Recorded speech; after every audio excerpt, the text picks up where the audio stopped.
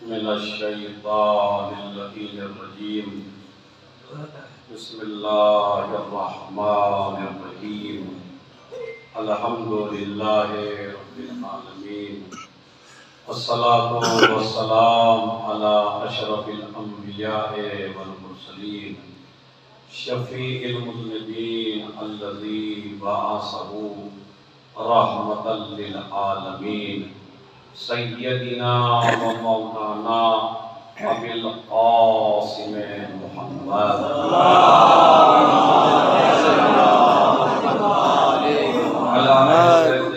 الطیبین الطاہرین المعصومین المظلومین الذین اذهب اللہ عنہم الرجس وطہرہم تطہیرا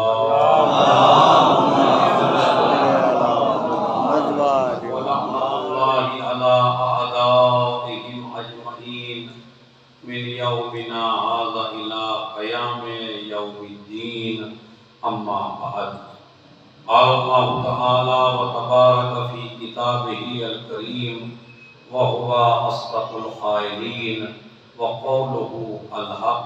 سب مل کے پڑھیں گے بسم اللہ الرحمن الرحیم انا اعطیناک الکوثر فصل لربک وانحر ان شانئک هو الابتر۔ ایک مرتبہ سورہ الحمد، 3 مرتبہ سورہ قل هو اللہ کی تلاوت فرما کر انیس فاطمہ بنت حسین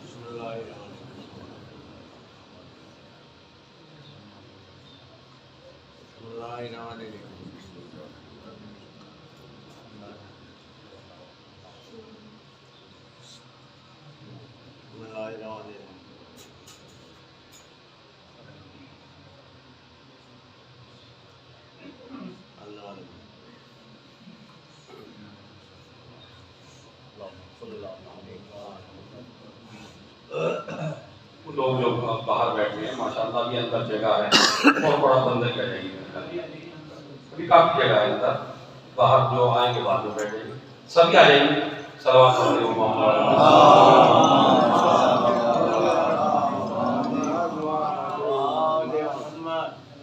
جیسا کہ آپ کو معلوم ہے کہ ایام مخصوص ہیں صدیقہ طاہرہ حضرت فاطمہ زہرا سلام اللہ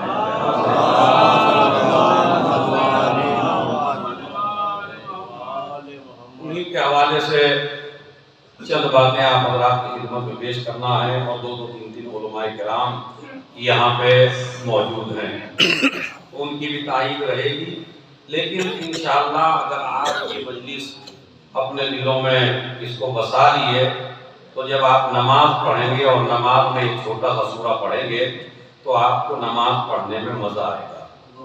تو لہٰذا اس کا ترجمہ پہلے سن لیجئے تاکہ جب نماز پڑھیں اور نماز میں یہ سورہ پڑھیں تو سورہ پڑھنے میں مزہ آ جائے اور نماز پڑھنے میں بھی مزہ اور لطف آ جائے۔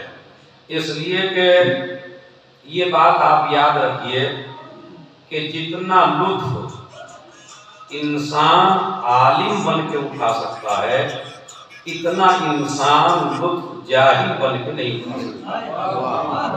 ہم اور آپ جو ہیں اگر کسی سورے کو پڑھیں اور اس کے ترجمے سے واقف نہ ہو تو ٹھیک ہے، جس طرح سارے سورے پڑھتے ہیں اسی طرح وہ بھی سورہ پڑھ دیا، لیکن ہمیں معلوم نہیں ہے کہ ہم کہہ کیا رہے ہیں۔ تو جو بات آپ کو خود ہی معلوم نہیں ہے کہ آپ کیا کہہ رہے ہیں تو ظاہر ہے اس کا اثر بھی کم ہوتا ہے، لیکن اگر آپ کو معلوم ہے کہ میں کیا کہہ رہا ہوں تو آپ کا دل بھی نماز میں لگے گا اور آپ بڑے خلوص سے نماز کو ادا کریں گے، اس لیے کہ آپ کو معلوم ہے میں اپنے خدا سے کیا کہہ رہا ہوں۔ قرآن مجید کا سب سے چھوٹا سورہ ہے یہ سورہ کوثر۔ تو یہاں سے میں اپنا بیان شروع کرتا ہوں، بہت مفصل بیان نہیں دینا ہے، جو 1 گھنٹے میں پڑھنا تھا وہ 40-45 منٹ میں پڑھ کے آپ کی خدمت میں پیش کر دینے ہیں مطالب۔ قرآن مجید کا سب سے چھوٹا سورہ ہے یہ، اگر اس کو بسم اللہ کے ساتھ لگائیے تو 4 آیتیں ہیں، اور اگر بسم اللہ اس میں نہ لگائیے تو یہ 3 آیتیں ہیں۔ 3 آیتوں والا سورہ، لیکن ہمارا اور ہمارے سنی بھائیوں کا جو ہمارے بھائی ہیں واقعاً وہ ہمارے بھائی ہیں، وہ ہمیں بھائی سمجھیں نہ سمجھیں، مگر علی کی تربیت یہ ہے کہ ہم انہیں بھائی سمجھتے ہیں۔ تو ان کے یہاں ایک اختلاف ہے ہمارے ان کے یہاں، وہ یہ کہتے ہیں کہ بسم اللہ سورہ کا جزء نہیں ہے، ہم یہ کہتے ہیں بسم اللہ سورہ کا جزء ہے۔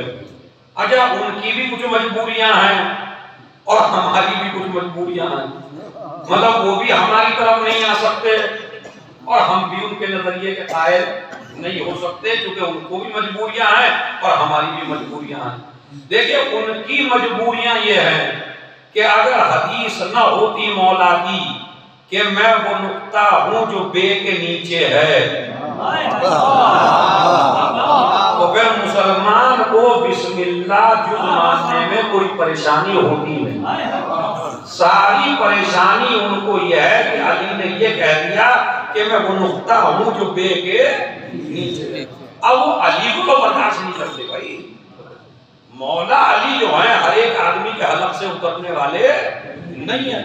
اسی لیے جب ہم عمرے پہ گئے اور اصل صاحب آپ نے بھی کیا کیا دیکھیں انشاءاللہ اس مجلس کی برکت سے جو ہیں سب کو بڑا نصیب ہو، تو جب ہم عمرہ کرنے گئے اور مسجد نبوی میں پہنچے تو وہاں مغرب کی نماز ہو رہی تھی اور وہاں کے جو امام صاحب تھے انہوں نے نماز اپنی شروع کی، اعوذ باللہ من الشیطان الرجیم الحمدللہ رب العالمین الرحمن الرحیم۔ اب ہم یہ سمجھے کہ وہی شاید ہمیں سنائی نہیں، ہمارے کان میں شاید کچھ ثقافت ہو گئی ہے جو ہمیں سمجھ میں نہیں آئی۔ اس کے بعد ہم کعبے میں پہنچے، کعبے میں بھی جو امام حرم تھے انہوں نے اعوذ باللہ من الشیطان الرجیم الحمدللہ رب العالمین، انہوں نے کہا بسم اللہ کہاں گیا بھائی؟ مدینے میں بھی غائب ہو گیا اور مکے میں بھی غائب ہو گیا۔ تو اب ہم نے ایک سے پوچھا وہیں کعبے کے پاس کہ بھئی یہ آپ یہ بتائیے کہ آپ بسم اللہ یہ آپ کے امام صاحب کیوں نہیں کہتے؟ انہوں نے کہا کہ کہتے تو ہیں مگر آہستہ سے کہتے ہیں۔ اب یہ اس میں میری اور آپ کی کوئی گفتگو نہیں ہے، وہ جو ادھر سے جواب آیا وہی جواب۔ انہوں نے کہا کہ کہتے تو ہیں مگر آہستہ سے کہتے ہیں۔ تو میں نے کہا اس آیت کا کون سا قصور ہے جو اسے بلند آواز سے نہیں کہا جا سکتا؟ پوری الحمد بلند آواز سے پڑھیں گے مگر بسم اللہ بلند آواز سے آپ کا پڑھنے کو دل کیوں نہیں چاہتا بھائی؟ اسے بھی پڑھیے بلند آواز سے۔ کہیں دوستو ہمارے یہاں یہ دستور ہے، سنت ہے کہ بسم اللہ آہستہ سے پڑھیے۔ ادھر نظریہ یہ آیا کہ بسم اللہ آہستہ سے پڑھیے، ادھر ہمارے 11ویں امام نے فرمایا مومن کی علامت ہے بسم اللہ زور سے پڑھنا۔ ایک سلام بھیجے محمد۔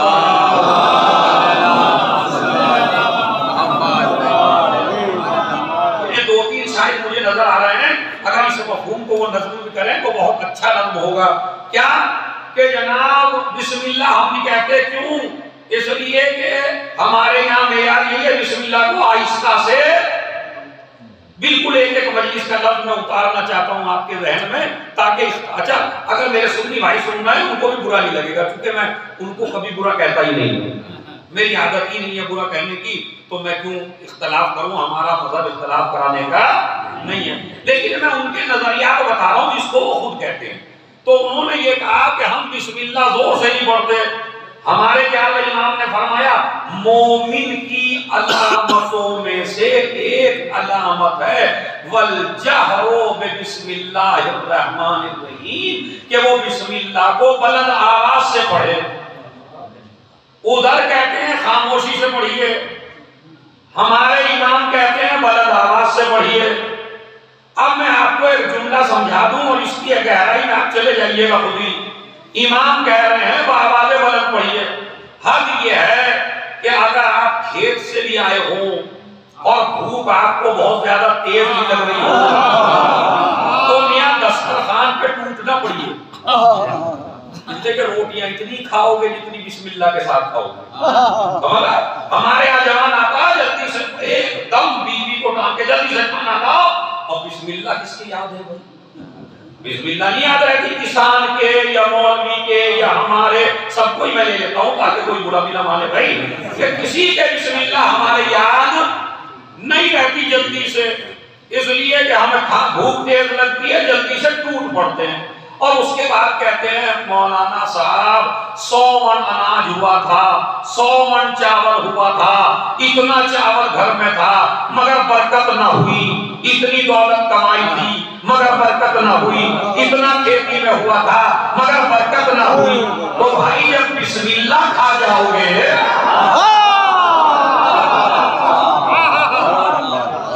ایک سوال بھیجے محمد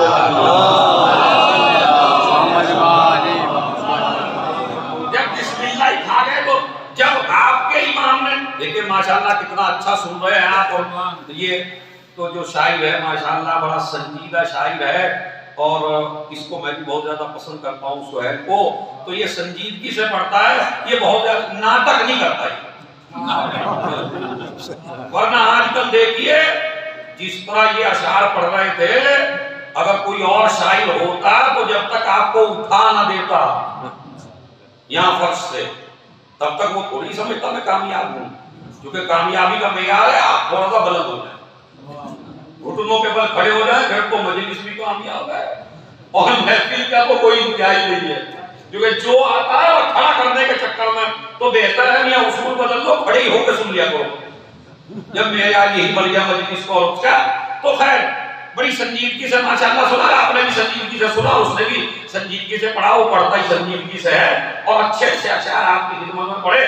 تو میں آپ کی خدمت میں جب بسم اللہ آپ کے اسی امام نے جس امام کے نعرے لگاتے ہو اسی امام نے فرمایا اگر کوئی کام کرو گے اور بسم اللہ نہیں پڑھو گے تو برکت ہونے والی، تو جب علی نے خود ہی کہہ دیا، رسول نے خود ہی کہہ دیا برکت ہونے والی نہیں ہے، تو اب کھیت میں چاہے جتنا ہو برکت ہونے والی نہیں ہے۔ ہمارے 11ویں نے فرمایا مومن کی علامت ہے کہ بسم اللہ کو بآواز بلند پڑھے، بلکہ جب اپنی فیملی کے ساتھ کھانے کے لیے بیٹھے تو باپ کا فریضہ ہے کہ وہ یہ نہ کہے بچوں بسم اللہ پڑھ لو، بلکہ کھانا دیکھ کے باپ کہے بسم اللہ الرحمن الرحیم، تاکہ بیوی بھی بسم اللہ پڑھے، بچے بھی بسم اللہ پڑھیں۔ خدا کی قسم جب چھوٹے چھوٹے بچے اسے رحمان الرحیم کہہ کے پکاریں گے تو برکت نہ ہوگی گھر میں۔ چھوٹا سا بچہ جسے رحمان الرحیم کا پتا جب وہ کہے گا، بلکہ میں نے روایت میں پڑھا ہے جتنی ورائٹی ہو دسترخوان پہ اتنی بار بسم اللہ پڑھیے، مطلب بریانی بھی ہے، قورمہ بھی ہے، نہاری بھی ہے، کباب بھی ہے، تو ایک دفعہ کباب پہ پڑھیے، ایک دفعہ نہاری پہ پڑھیے، ایک دفعہ بریانی پہ پڑھیے، مگر پڑھیے ضرور دسترخوان پہ، اس لیے کہ شیطان اس دسترخوان پہ نہیں بیٹھتا جس پہ مومن بسم اللہ کہہ دیتا ہے۔ یہ حقیقت کی روایت ہے جو میں آپ کو سنا رہا ہوں، اپنی خطابت نہیں ہے، ایک ایک لفظ روایت سے ہے، ماشاءاللہ دو علی جاتے کہ بسم اللہ الرحمن الرحیم اگر کوئی بندہ کہہ دے تو شیطان اس دسترخوان پر، تو آپ شیطان کو مہمان بنانا چاہتے ہیں یا نہیں؟ بنانا چاہتے ہیں بھائی، اتنے بھی مہمان نواز نہ بنیے۔ صحابہ محمد وہ شیطان، اب میں آپ کو فلسفہ بتاؤں کہ یہ سعودی عرب میں مکے میں اور مدینے میں ادھر امام کا پورا زور بسم اللہ زور سے پڑھیے، نماز میں بھی آپ جانتے ہیں نا ظہر اور عصر ہمارے یہاں خاموشی سے پڑھی جاتی ہے، مگر امام کو کیا حکم ہے؟ بسم اللہ زور سے پڑھے، ہے یا نہیں ہے؟ تو ہمارے یہاں بسم اللہ کو زور سے پڑھنے پہ بہت زیادہ زور ہے۔ اب ہم نے ان سے کہا جو کعبے کے پاس تھے، تو میں نے کہا بھائی یہ جو بسم اللہ تھا یہ خلیفہ اول کے زمانے میں تو تھا باقاعدہ، چونکہ آپ مجھے عام آدمی نہ سمجھیے، میں بھی ایک اسٹوڈنٹ ہوں اور وہ بھی ملا تھے، میں نے کہا میں بھی ایک اسٹوڈنٹ ہوں، تو میں نے تو دیکھا آپ کی کتابوں میں کہ خلیفہ اول بسم اللہ پڑھتے تھے، خلیفہ دوم بھی بسم اللہ پڑھتے تھے زور سے، خلیفہ سوم بھی بسم اللہ پڑھتے تھے، تینوں خلفاء کی سنت ہے بسم اللہ زور سے پڑھنا، مگر یہ کہاں سے آیا آپ کے مذہب میں کہ آپ بسم اللہ زور سے نہیں پڑھتے؟ اب وہ کچھ نہ بولا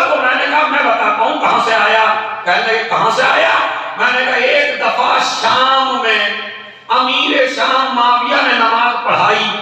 اب جو نماز پڑھائی تو نماز شروع کی یہاں سے الحمدللہ رب العالمین الرحمن الرحیم مالک یوم الدین. جب معاویہ نے اس طرح نماز شروع کی, اب دیکھیے ہر جگہ کونیاں چلتی ہیں میاں, وہاں بھی کونیاں چلنے لگی نماز میں. دلی دل میں کہہ رہے یہ کیا ہو گیا, یہ تو ہم اس طرح نماز پڑھتے آ رہے تھے, یہ کیا ہو گیا. یہ ہمارے سنی بھائیوں کی کتابوں میں واقعہ موجود ہے. ابن ابی الحدید نے اپنی کتاب میں لکھا کہ انہوں نے کہا بسم اللہ نہیں کہی, کوہنیاں چلی. ایک آدمی نے جرأت کر کے کہا صاحب ہل سرقت ام نسیتا, آپ بھول گئے یا آپ نے چوری کی. ارے بھائی یہ کتاب میں موجود ہے, میری کتاب کا لفظ نہیں ہے, ہمارے سنی بھائیوں کی کتاب کا لفظ ہے. ہل سرقت ام نسیتا, آپ بسم اللہ بھول گئے یا بسم اللہ کی چوری کر لی. تو اس نے کہا ہر آیت حلق سے اترتی ہے مگر بسم اللہ حلق سے نہیں اترتی. کہا کیوں؟ کہا بسم اللہ میں بے قانون علی ہے.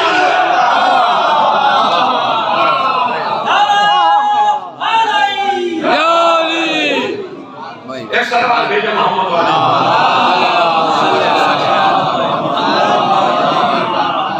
اب آپ سمجھے اصل ریزن آپ کی سمجھ میں آیا بسم اللہ. تو اب علی والا ہونے کا تقاضا کیا ہے؟ ولیمے میں جاؤ تو کہو بسم اللہ الرحمن الرحیم. کسی کے دسترخوان پہ بیٹھو تو کہو بسم اللہ الرحمن الرحیم. خدا کی قسم لعنت تو بڑی بات کی بات ہے. اگر شیعہ خالی بسم اللہ کو بآواز بلند پڑھ لے تو علی کے دشمنوں پہ یہ لعنت بن کے برسے گی.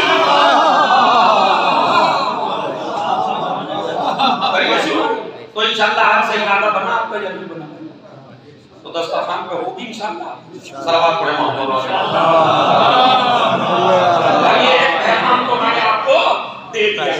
دوسرا پیغام سنیے, قرآن مجید کا سب سے چھوٹا سورہ انا اعطینا.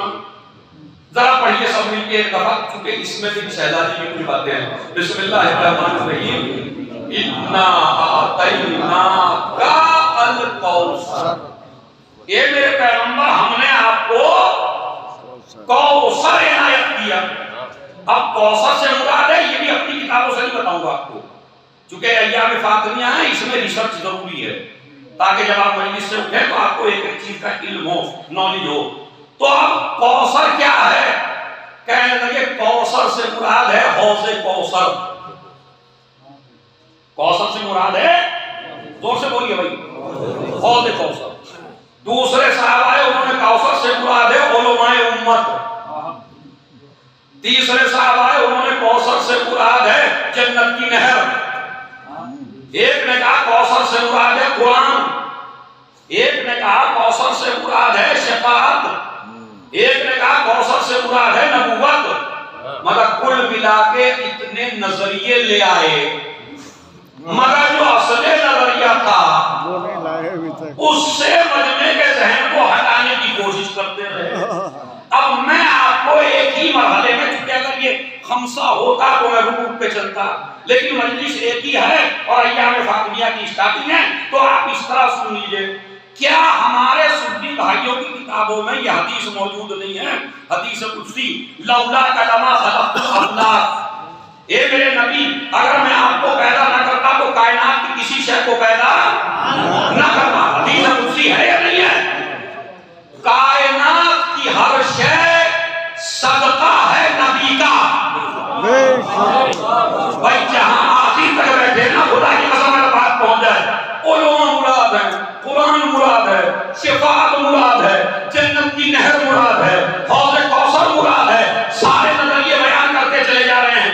ہم آپ سے ایک ہی نظریہ بیان کرنا چاہتے ہیں, اور وہ یہ ہے کوثر سے مراد وہ ہونا چاہیے جو نبی کے صدقے میں نہ ہو.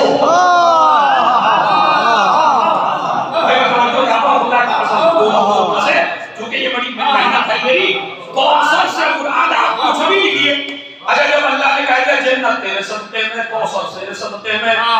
انبیاء تیرے صدقے میں، رسول تیرے صدقے میں، نہریں تیرے صدقے میں، تو جب ساری چیزیں صدقے میں پہلے ہی دے چکا تو نبی نہیں کہے گا پروردگار یہ تو میرے صدقے میں پہلے ہی تو نے پیدا کی ہے. تو اس کا مطلب ہے کوثر وہ ہونا چاہیے جو صدقہ نہ ہو، ہدیہ ہو.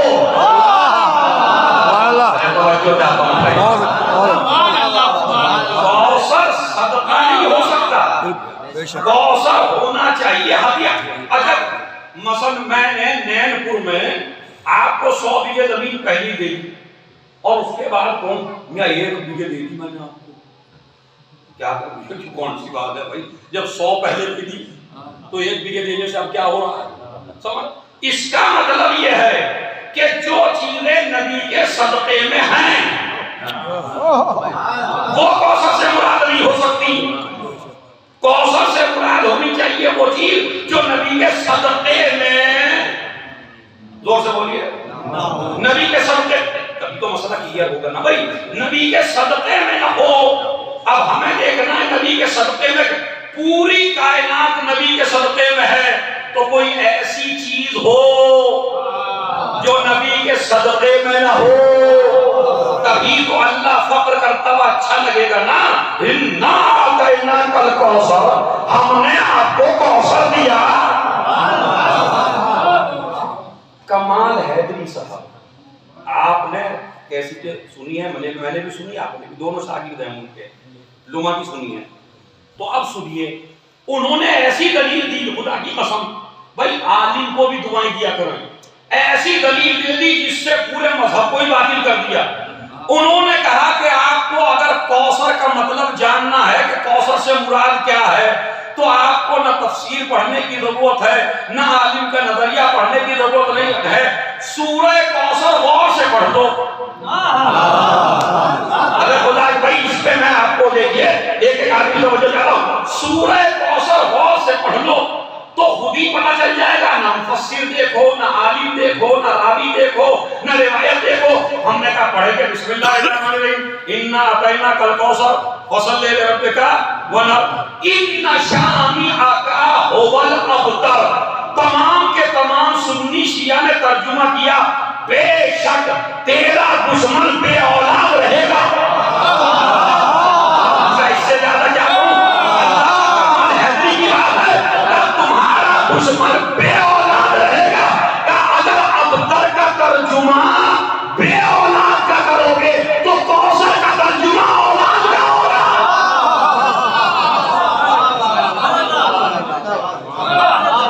ایک سوال میرے محمد والے محمد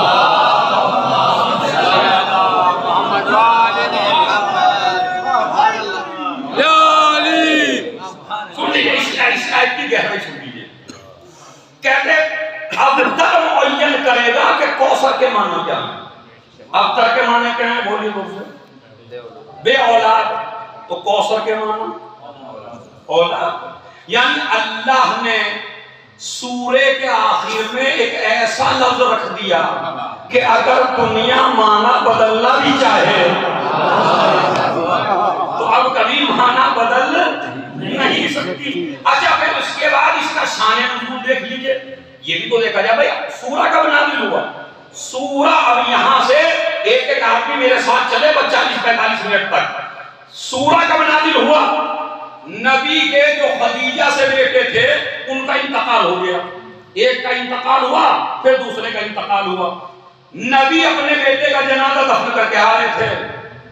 آس ابن وائل راستے میں ملا. راستے میں مل کے کہنے لگا ابتر ہے تو، تیری اولاد نہیں رہی اور اب ہم تجھ سے ڈرنے کی ضرورت نہیں ہے، تیرا دین آگے بڑھنے والا نہیں ہے، اس لیے کہ تو ابتر ہے، تو بے اولاد ہے. نبی رنجیدہ ہوئے، پریشان ہوئے. بعد میں یہ آس ابن وائل کعبے میں پہنچا، تمام کافروں کو اکٹھا کیا. اکٹھا کر کے کہنے لگا بھائی بڑی خوشی کی بات ہے، بڑی خوشی کی بات ہے.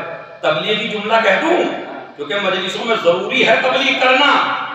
جو کسی کی موت پہ راضی ہوتا ہے یہ بنی امیہ کا کردار ہے. بنی امیہ میں یہ حرکت نہیں سمجھ رہا. ان کا اب اس کی اولاد نہیں رہی اب اس سے نہ ڈرو، جو یہ کچھ کرنا چاہتا ہے کرنے دو اسے، اس کا دین آگے نہیں بڑھے گا، اس کا اسلام آگے نہیں بڑھے گا۔ بیٹے تھے اللہ نے دے دیے، اب اس کے اولاد ہی نہیں ہے، اب اس کے اولاد ہی نہیں ہے۔ یہاں امتحان ہے آپ کی ذہانت کا، اب اس کے اولاد ہی نہیں ہے، اولاد نہیں ہے تو دین کیسے آگے بڑھے گا؟ میں نے ہاتھ جوڑ کے کہا بھائی چلو اولاد نہیں ہے، صحابہ تو ہیں، کلمہ پڑھنے والے تو ہیں، رسول پہ جان چھڑکنے والے تو ہیں، رسول کے گھر بیٹیاں دینے والے تو ہیں، بھائی اتنے بڑے بڑے لوگ موجود ہیں، اولاد مر گئی تو کیا ہوگا؟ یہ اتنے بڑے صحابہ ہیں، اتنا مجمع ہے، یہ دین آگے بڑھائے گا؟ کافروں کا یہ نظریہ کتابوں میں آنا اس بات کی دلیل ہے کہ کافر بھی جانتے تھے صحابہ بک جاتے ہیں، اولاد نہیں۔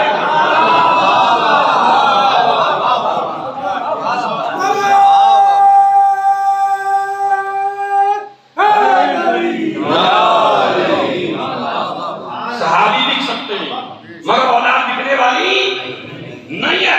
تو اب سنیے یہاں سے، یہ ایک تبلیغ ہے خدا کی قسم، مجلس کا مقصد ہے کہ یہ مجلس آپ اپنے گھر لے کے جائیں۔ رسول اللہ کی کوئی روایت مجھے بتائیے، میں دو علماء سے بھی کہہ رہا ہوں، اگر کہیں آپ کو تفسیر میں ملے تو مجھے فون کر کے بتائیں۔ جب اس نے رسول کو کہا تم ابتر ہو بے اولاد ہو، مجھے آپ یہ بتاؤ رسول نے اس سے کیا کہا؟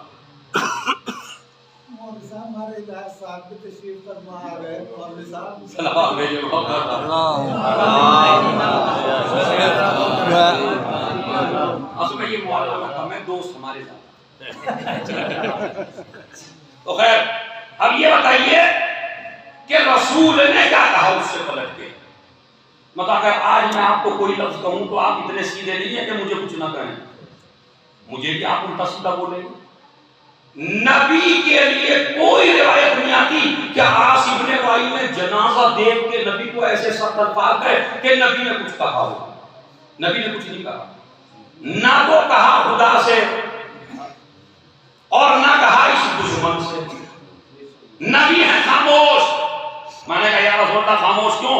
شاید یہ میری مجلس کا سب سے قیمتی جملہ ہو تاکہ آپ کو اصلاح بہترین طریقے سے میں کر سکوں اور اس کو پیغام کو سمجھیے۔ یا رسول اللہ آپ بولے کیوں نہیں؟ کچھ تو بولتے۔ کہا میں پوری دنیا کو میسج دینا چاہتا ہوں، اگر کوئی آدمی تمہارے ساتھ برا کر رہا ہے تو انتقام لینے کی کوشش خود نہ کرنا۔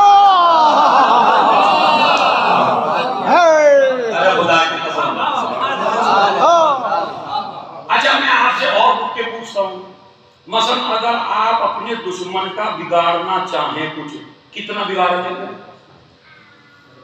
اور اگر انتقام خدا پہ چھوڑ دیں تو؟ مجھے بتائیے آپ کو دشمن نے کچھ کہا اور آپ نے بھی اس کو پلٹ کے کہا تو آپ کتنا کہہ سکتے ہیں دشمن کو؟ کچھ بھی نہیں کہہ سکتے۔ لیکن اگر انتقام خدا پہ چھوڑ دیں مطلب آپ زیادہ اچھا انتقام لیں گے یا خدا انتقام لے گا؟ اگر یہ مجلس کا میسج پہنچ گیا تو خدا کی قسم پارٹی بازیاں خود ختم ہو جائیں گی، فتنے خود ختم ہو جائیں گے، گاؤں کے جھگڑے خود ختم ہو جائیں گے۔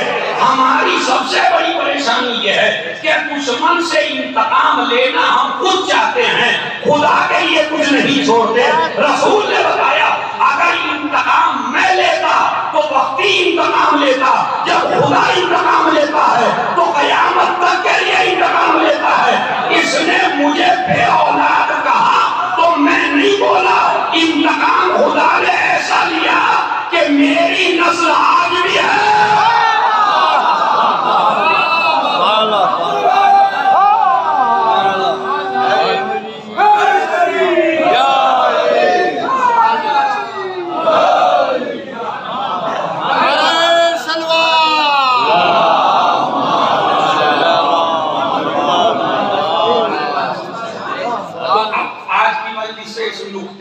کوشش کیا کریں گے کہ اگر ہمیں کچھ کہہ رہا ہے کوئی تو ہم چھوڑ دیں گے اللہ پہ، بھائی تو جانے اور اللہ جانے، کر کے تو دیکھیے یار کبھی مطلب ان چیزوں کو اپنی زندگی میں لا کے تو دیکھیے، پھر دیکھیے خدا کتنا اچھا انتقام دیتا.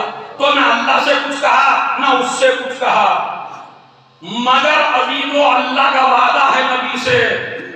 سنیے، جب کافروں نے نبی کو کچھ کہا تو نبی نہیں بولے، اللہ بولا.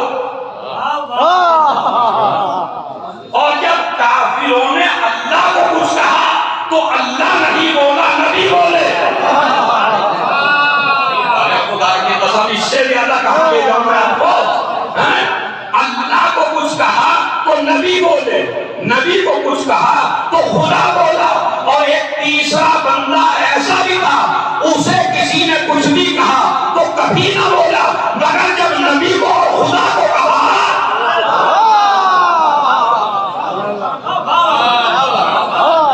علی کبھی خاموش نہیں ہوئے، علی کبھی خاموش نہیں ہو. تو یہ تیسرا میسج ہے میرا اس سورے میں کہ آپ انتقام اللہ کے اوپر چھوڑ دیں. نبی خاموش ہیں، اولل آواز قدرت آتی ہے، اِنَّا أَعْطَيْنَاكَ الْكَوْثَرَ، ہم نے آپ کو کوثر دیا. آئیے ہم چلتے ہیں، بس چونکہ یہ تو وقت ہو جائے گا زیادہ.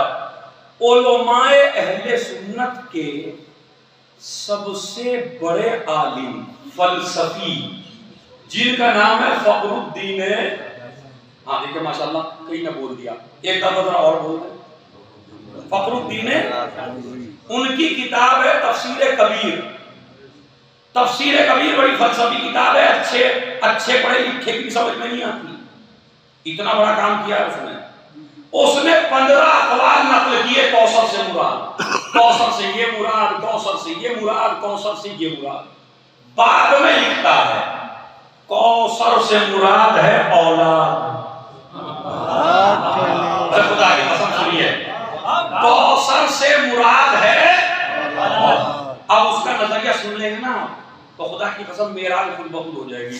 کوثر سے مراد، میں 15 نظریے نہیں بیان کرتا، وقت لگے گا اس میں. ایک کوثر ہے یا اولادو، کوثر سے مراد ہے نبی کی اولاد. اب سنیے بعد میں کیا کہتا، لِأَنَّ هَذِهِ السُّورَةُ نزلت ردا لمن آبہ بعدم اولاد. کہتا میرے پاس دلیل ہے کہ کوثر سے مراد فاطمہ اور اس کی اولاد ہے. لوگوں نے کہا دلیل کیا ہے؟ کا دلیل یہ ہے کہ یہ سورہ اس وقت نازل ہوا کہ جب نبی کو بے اولاد ہونے کا تانا دیا. بھائی آپ نے اگر میں آرام سے بول رہا ہوں تو مزاج بناؤ، خطیب آرام سے بولے، آپ زور سے رد لمن آبہ بعدم اولاد، جس نے تانا دیا ابتر کا، عدم اولاد کا، اس کی رد میں یہ سورہ نازل ہوا. بعد میں کہتا ہوں مولانا خدا کے 2-3 مولانا ہیں، توجہ دیں. فالمعنی انہ یؤتیہ نسلا یبقون علی مر الزمان. اب کوثر کا ترجمہ کر کے بتاتا ہے. کوثر کا ترجمہ پتا کیا ہے؟ فالمعنی اِنَّا أَعْطَيْنَاكَ الْكَوْثَرَ کا مطلب یہ ہے کہ اللہ تمہیں اتنی اولاد دے گا کہ زمانہ ختم ہو جائے گا مگر اولاد ختم ہو جائے گا. سبحان اللہ.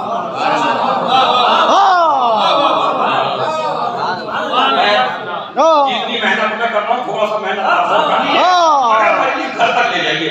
فالمعنی انہ یؤتی ہے نسلا، اس کے معنی یہ ہے کہ اللہ تجھے ایسی نسل دے گا یبقون علی مر الزمان، جو نسل باقی رہے گی زمانوں تک.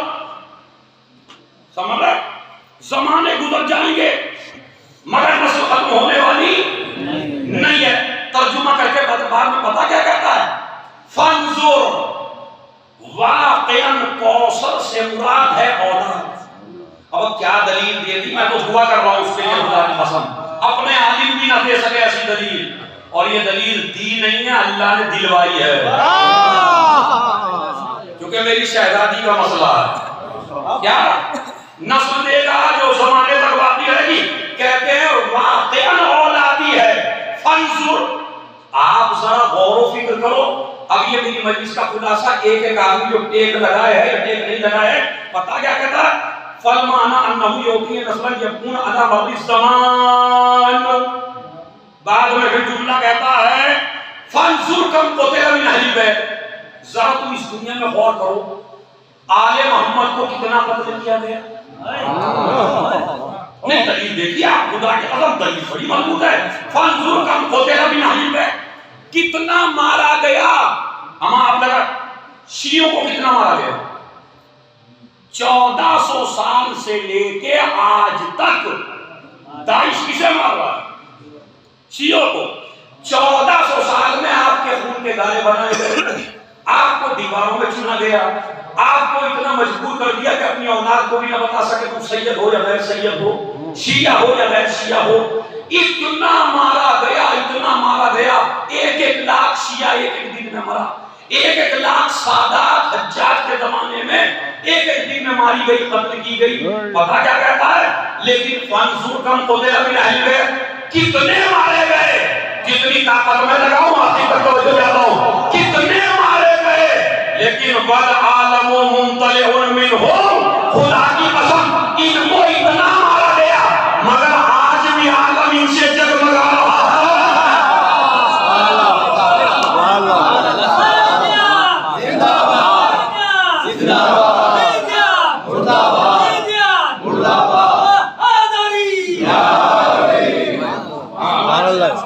بات داد کی یہ نہیں کہ جہاں آپ نے دے دیے. پتہ کیا کہتا ہے؟ کتنے مارے گئے مگر والعالم ممتلئ منہم، خدا کی قسم عالم آج بھی ان سے جگمگا رہا ہے. میڈیا میں پوچھ کے دیکھو سب سے چھوٹی قوم کون ہے؟ کا شیعہ قوم. اور حسین کا اربعین آتے ہی پوچھ کے دیکھو سب سے بڑا اجتماع کس قوم کا ہوتا ہے؟ تو کہتا ہے شیعہ قوم. ہمارے بھائی کہاں سے آ گئے اتنے؟ جن کو اتنا مارا گیا ان کا تو نام نہیں رہنا چاہیے تھا.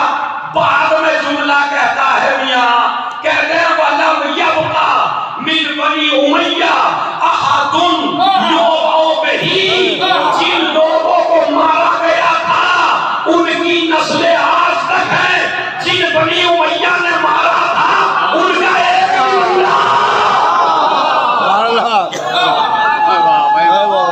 بہت اچھے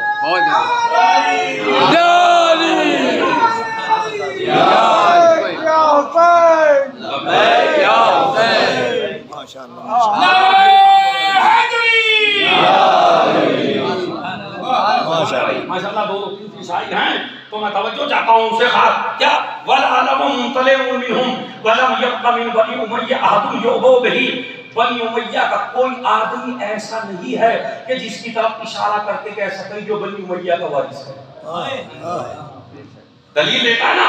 اور جن کو مارا گیا میں آپ چیلنج کرتا ہوں نین پور کے ممبر سے، اور چیلنج سن لے، یہ میرا چیلنج کلپ بنا کے بھی ڈال دیا جائے دنیا میں. میں کہتا ہوں ظالموں سے جتنا تم اس قوم کے پیچھے پڑے ہو نا، 1 مہینہ کسی قوم کے پیچھے پڑ کے دکھاؤ. بھائی جتنا شیعوں کے پیچھے پڑے ہو آپ، اتنا کسی اور قوم کے پیچھے پڑ کے دکھاتی دنیا، نام و نشان ختم ہو جاتا. مگر آپ اتنا مارتے رہے، آج بھی ان کا نام و نشان باقی ہے. بس جملہ ایک ہی ہے، اگر ابتر سے رشتہ ہوتا تو ختم ہو جاتے. رشتہ کوثر سے تھا.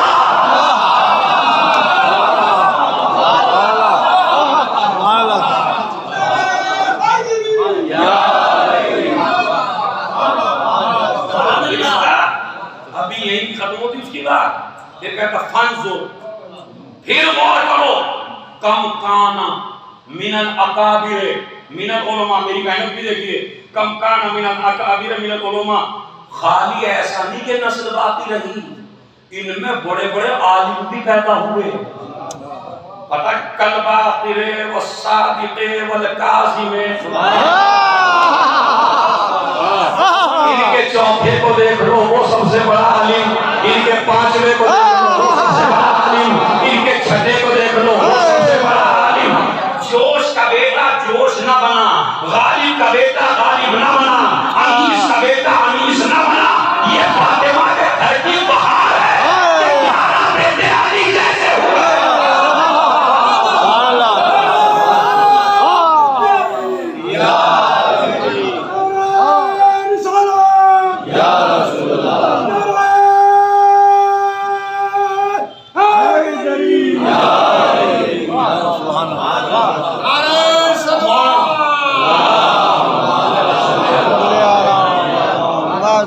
اب جملہ میں کہوں کہ اتنا مٹانے کے بعد بھی یہ شیعہ اور اولاد زہرا مٹنے والی نہیں ہے. اب میں آپ کو بتاتا ہوں واقعاً کیا جملہ کہا حسن نصر اللہ نے. حسن نصر اللہ بتا کیا کہتے ہیں؟ حزب اللہ جو آج پوری دنیا میں چھائی ہے، جس نے شیعت کا نام بڑا روشن کر رکھا ہے، پتا انہوں نے کیا کہا تھا سعودی عرب کو خطاب کر کے؟ تمہارے پاس ہمیں ختم کرنے کا ایک موقع تھا اور وہ موقع تھا عاشور کے دن.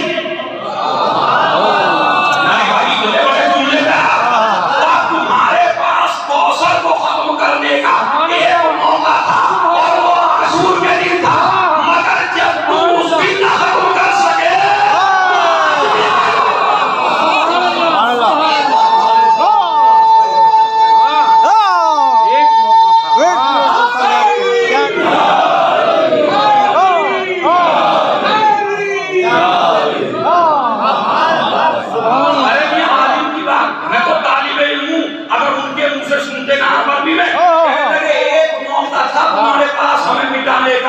مگر جب ہم اس دن نہ مٹے تو اب 70 داعش بنا لو، ہم مٹنے والے ہیں. آپ کہیں گے دلیل آئیے یہاں پر ان کا بیان تھا، میں بھی اسٹوڈنٹ ہوں، اب ریسرچ سن لیجئے. البدایہ والنہایہ اہل سنت کی کتاب ہے. یزید کے 15 بیٹے تھے. کتنے بیٹے تھے بولیے دوست؟ یزید کے 15 بیٹے تھے. کربلا میں حسین کا ایک بیٹا بچا تھا. اس سے زیادہ کہاں لے جاؤں بھائی؟ یزید کے 15 بیٹے تھے.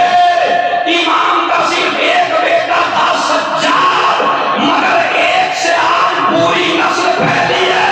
15 کی نسل کا پتہ ہے.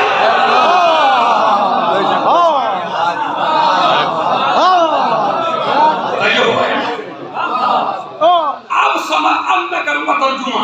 اتنی باتیں کر کے ترجمہ کر کے آپ کی زحمت تمام کروں. اب کریے ترجمہ. بسم اللہ الرحمن الرحیم. اِنَّا أَعْطَيْنَاكَ الْكَوْثَرَ، ہم نے آپ کو، سب بولیں گے ترجمے میں، ہم نے آپ کو کوثر دیا. کوثر یعنی کثرت اولاد، زیادہ اولاد.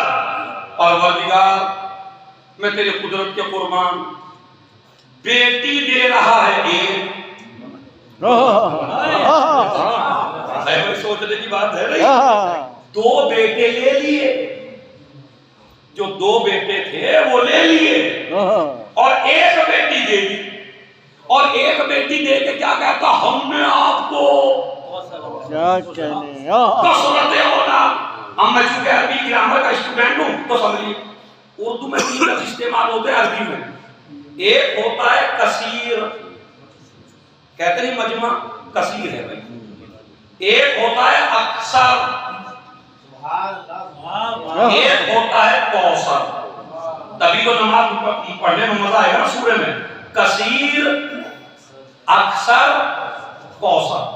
اگر مجمع رہتا ہے مین پور میں 1000 اور 1000 میں سے 700 آ گئے تو کیا کہیں گے آپ؟ اور کثیر لوگ آ گئے. لیکن اگر نہ آنے والے بالکل کم ہوں اور جو آ گئے وہ زیادہ ہوں اور جتنے کل آئے تھے اس سے زیادہ ہوں تو کیا کہیں گے؟ آج اکثر لوگ. کل کثیر تھے اور آج اکثر.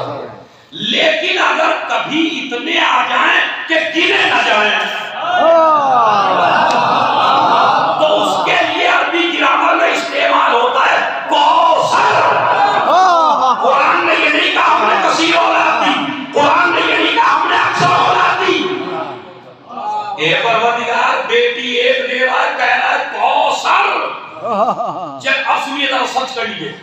جناب آدم کو 3 بیٹے دیے. قرآن نے دکھائیے کہا ہو میں نے آپ کو کوثر دیا. بالکل بھائی بالکل دعوے کے ساتھ بول رہا ہوں. بتائیے آپ کہیں ہیں قرآن میں 3 بیٹے دے کے؟ 3 بیٹے دے کے نہیں کہتا کوثر دیا. نوح کو بھی 3 بیٹے ملے، کہیں نہیں ہے ہم نے آپ کو کوثر دیا. یعقوب کو 11 بیٹے ملے، بتائیے کہیں کہا ہو کوثر دیا. یوسف کو 12 بیٹے ملے، بتائیے کہیں کہا ہو کوثر دیا. ہر نبی کو زیادہ سے زیادہ اولاد دے رہا ہے، بیٹے دے رہا ہے. یہاں بیٹے لے رہا ہے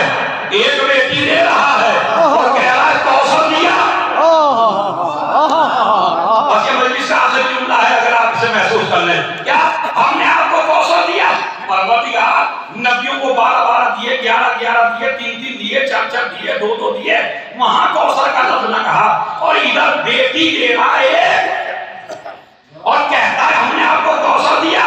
کہا ذرا سوچو، ذرا تاریخ پڑھو، ذرا عقل سے سوچو، جو نسل بیٹوں سے چلتی ہے وہ کہیں نہ کہیں جا کے ختم ہو جاتی ہے. اب سوچتے رہیے گا اس میں، جو نسل بیٹوں سے چلتی ہے وہ کہیں نہ کہیں جا کے ختم ہو جاتی ہے. جو نسل بیٹیوں سے چلتی ہے وہ زندگی میں کبھی ختم نہیں ہوتی. آپ کا حق ہے چپ رہنے کا، چونکہ ہسٹری معلوم نہیں ہے. جو نسل بیٹوں سے چلتی ہے وہ کبھی نہ کبھی ختم ہو جاتی ہے. جو نسل بیٹیوں سے چلتی ہے وہ کبھی ختم نہیں ہوتی. پوری کائنات میں دو ہی نسلیں چلی بیٹیوں سے، ایک چلی مریم سے، ایک چلی فاطمہ سے. اس کا بیٹا بھی زندہ ہے، اس کا بیٹا بھی زندہ ہے. اب اگر پتہ لگانا ہو مریم بہتر ہے یا فاطمہ، تو جب امامت کا مسلح پیچھے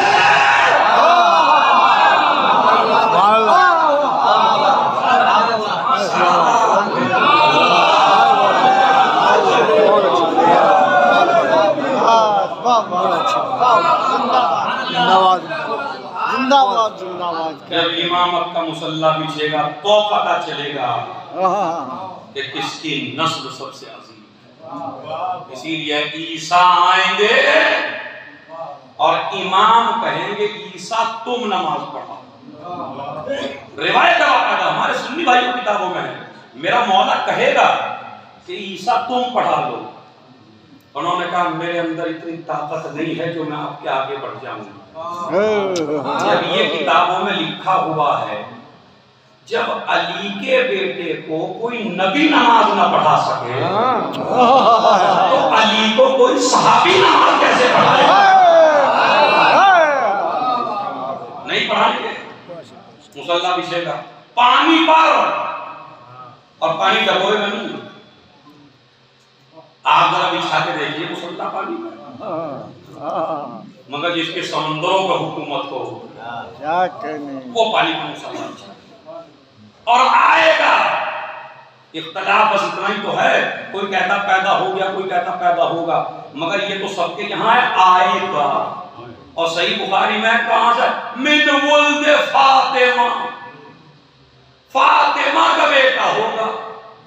تو ہم نے کہا اسے بنائیں گے آپ یا بنا بنایا آئے گا؟ کہانی بنا بنایا آئے گا. تو جس کا آخر بنا بنایا آیا ہو اس کے پہلے کو بنانے کی ضرورت کیا ہے بس. اور جب آئیں گے تو کہاں سے آئیں گے؟ میں یہ جملہ اپنی اکثر مجالس سے پڑھتا ہوں.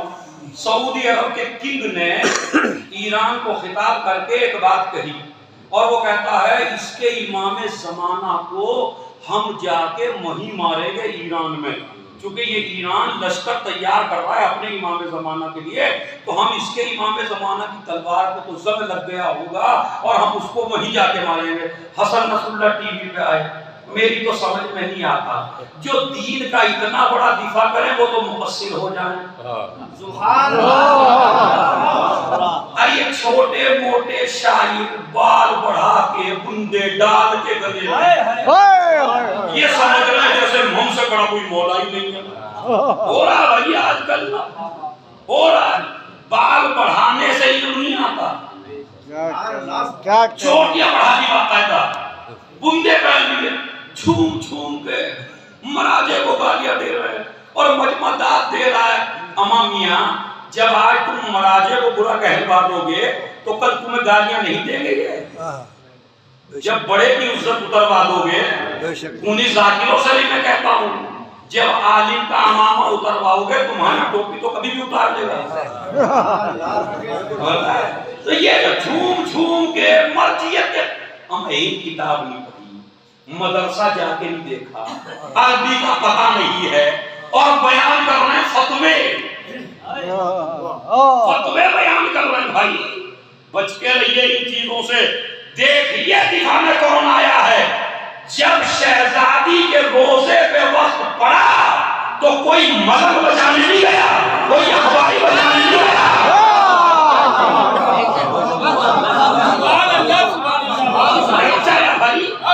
تو مانو ایران کی خدمت کیا ہے کہ جس نے تمہارے ہاتھوں میں آج بھی شہزادی کا روزہ عنایت کر دیا، اور اس کے بعد پھر بھی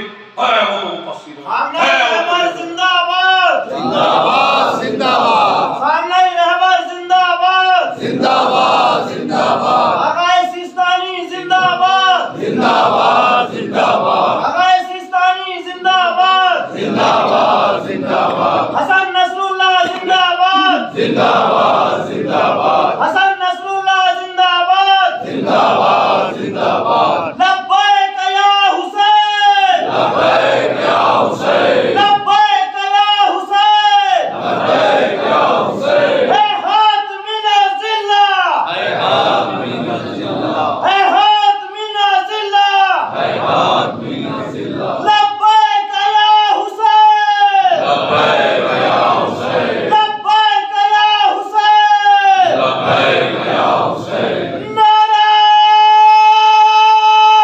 حیدری نعرہ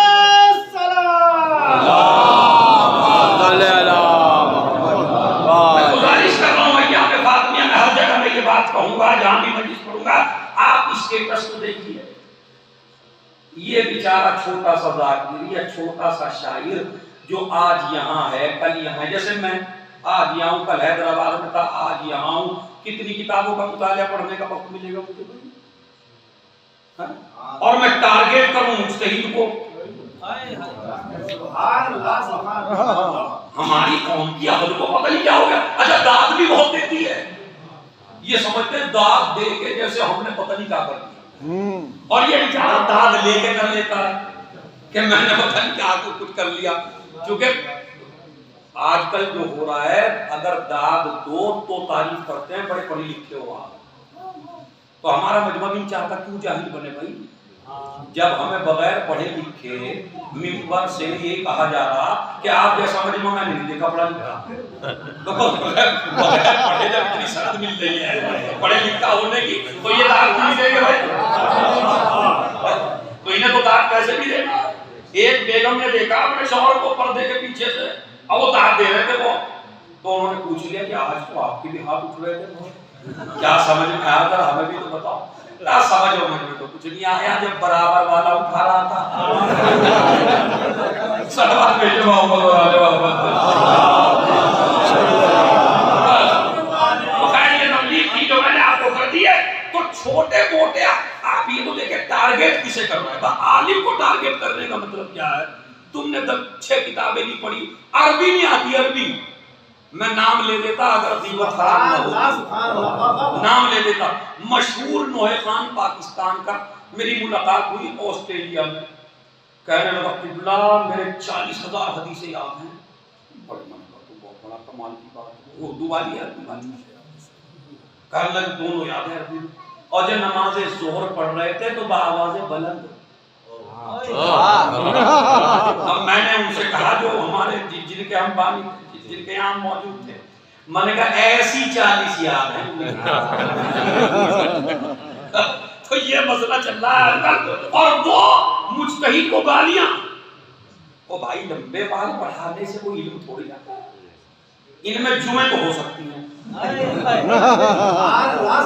علم آنے والا علم ہے نہیں ہے، تو ابھی یہ مجلسوں میں آپ کنٹرول کریں گے، اگر ایام فاطمیہ میں کوئی شاعر کوئی ذاکر علماء حقہ کے علماء دین کے خلاف ہوتا، میں آپ سے پوچھتا ہوں آپ جو سیریا واقعی ہے کس کی وجہ سے بتائیے؟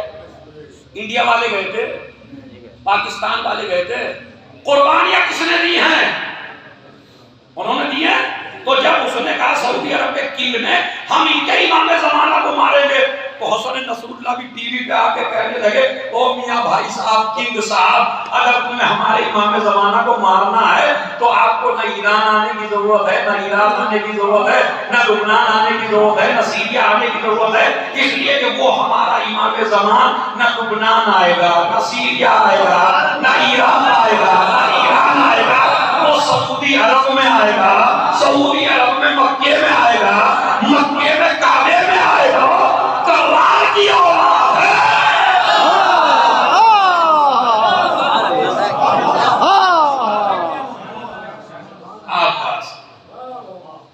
یہ مسئلہ تو ذرا سمجھیے ان باتوں کو۔ بس انا اعطینا کل کوثر، اے میرے پیغمبر ہم نے آپ کو کوثر عنایت فرمایا۔ اب کیا کروں میں؟ مجھے کوثر فصلی لربک، یہ تو پورا اشرہ ہے سورہ کوثر پہ میں کہا فصلی لربک، ہم نے اتنا بڑا ہدیہ دے دیا، اب اپنے رب کی نمازیں پڑھتے رہو۔ اب تم سے ہمارا شکریہ ادا ہونے والا نہیں۔ میرے نبی چاہے جتنی نماز پڑھ لینا مگر فاطمہ کا حق ادا ہونے والا نہیں۔ ہم نے اتنا بڑا ہدیہ دے دیا آپ کو، وانہر قربانیاں دیجیے گا، ان شانئک ھو الابتر، یہ تمہارے خدا کا وعدہ ہے، تیرا دشمن بے اولاد ہے۔ اب یہ قرآن کی صداقت ہے۔ مگر جس بیوی کو کوثر کہہ کے قرآن پکارے، اس بیوی کے دروازے پہ آگ اور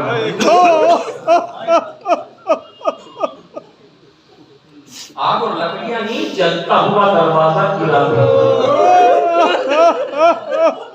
شہزادی کو مرثیہ پڑھنا پڑا، صبت علیہ مسائل صبت علی ایام سرنا۔ میں آپ کی خدمت میں شہادت نہیں پڑھتا کیونکہ شہادت ابھی دور ہے، میں تو آپ کو بتانا چاہتا ہوں کہ ماں کو بچوں سے کتنا لگاؤ ہوتا ہے اور بچوں کو اپنی ماں سے کتنا لگاؤ ہوتا ہے، وہ بس میں بیان کر رہا ہوں۔ زہرا اپنے گھر میں جب رہتی تھی میری بیٹی، تو ایک قمیص اپنے ہاتھوں سے تیار کی تھی۔ آپ سمجھ میں ہوں گے، 2 منٹ کا مسائل ہے۔ ایک قمیص خود سیتی تھی بیٹھ کے، اور زینب پوچھتی تھی اماں یہ کس کے لیے ہے؟ زینب وقت آئے گا بتاؤں گی، زینب وقت آئے گا بتاؤں گی، یہ راز پتا کس وقت کھلا ہے؟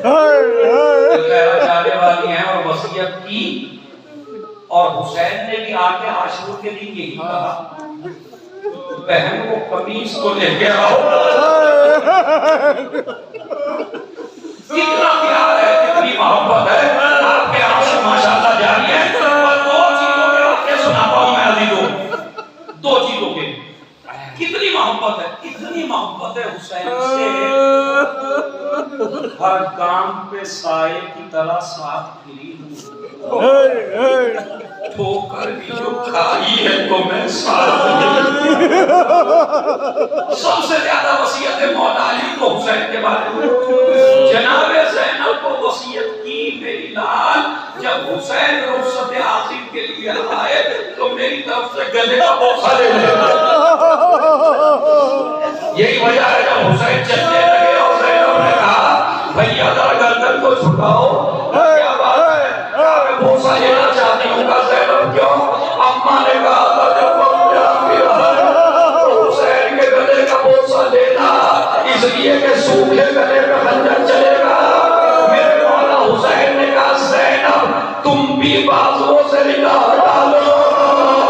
ارے بابا نے کہا زینب کے بازوؤں میں ساری وصیتیں حسین کے بارے میں ہیں۔ یہی وجہ ہے جناب زینب فرماتی ہیں میری عمر 5 سال کی تھی اور جب میری ماں دنیا سے رخصت ہونے والی ہے، ایک مرتبہ زینب شیخ مہاجر اعلم انی فاطمہ میں یہ واقعہ لکھتے ہیں، ایک مرتبہ فرمایا اے زینب وہ صندوق اٹھا کے لا۔ زینب ایک صندوق اٹھا کے لائی، ایک مرتبہ کا بیٹی اس میں سے کچھ نکالو۔ زینب کہتی ہے میری ماں بالکل سیدھی لیٹی ہے، بیٹی صندوق سے نکال کے مجھے دو۔ میں نے صندوق سے نکالا، ایک سفید کفن نکلا، اور یہ کس کے لیے؟ بیٹی تیری ماں زیادہ دن کی مہمان ہے، یہ کفن جنت سے آیا ہے جو میرا بابا مجھے لے کے گیا ہے، جب علی آ جائے تو انہیں دے دینا، جب میں دنیا سے چلی جاؤں تو یہ کفن مجھے دے دے۔ بیٹی اور کچھ نکالو، پھر ایک کفن نکالا زینب نے، اماں یہ کس کے لیے؟ کہ جب 21 رمضان کو تیرا بابا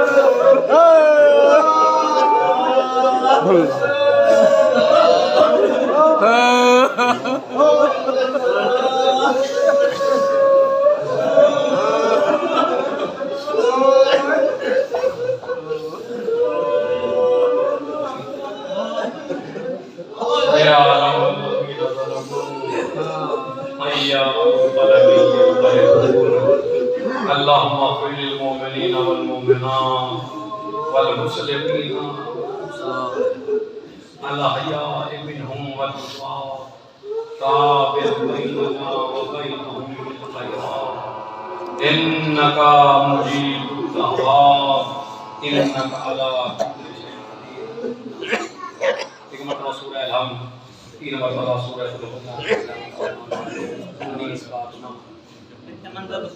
انیس فاطمہ بنت منظر حسین